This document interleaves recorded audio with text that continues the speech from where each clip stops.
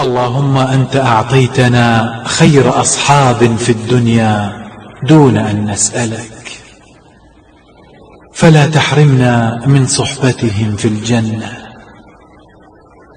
اللهم أسعدهم، اللهم فرج همهم، اللهم بارك لهم فيما رزقتهم.